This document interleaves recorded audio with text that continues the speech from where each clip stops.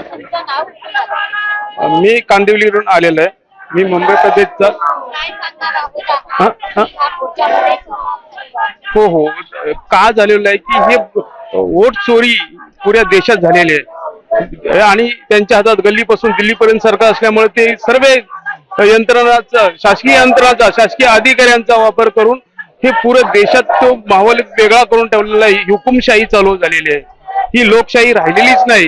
कितीही खरं बोला, त्यांनी खोटं बोलायचं, प्रशासनानं ऐकायचं आणि ते रेटून पुढे न्यायचं.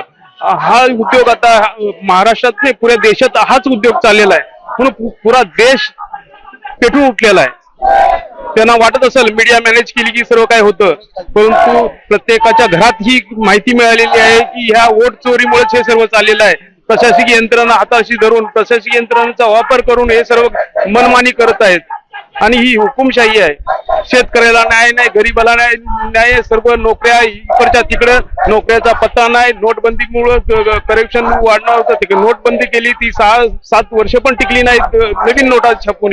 आणि आता म्हणले की आमच्या हातात काहीच नाही. अरे सरकार तुमच्या हातात आहे, तुमच्या हातात काही नाही, सर्व तुमच्या हातात आहे. किती कर्ज काढायचं, किती पर व्यक्तीला महागाईत डुबवायचं आणि त्याच्यावरती आपले घर सांभाळायचे, बंगले बांधायचे आणि गरीबाला असंच बोंबलत ठेवायचं. सर्व पक्ष एकत्र येऊन मोर्चामध्ये आले, काय वाटतं? आम्हाला न्याय मिळेल. लोकशाही आहे तोपर्यंत आम्हाला आज नाही, उद्या नाही, परवा न्याय मिळेल यासाठीच आम्ही एकत्र आलोय. सर्व पक्ष एकत्र का आलोय की ह्याच्यासाठीच आलोय की आम्हाला न्याय मिळावा आणि लोकशाहीत न्याय मिळणार आम्हाला. तुमचं नाव? प्रकाश धोंडीबा चव्हाण.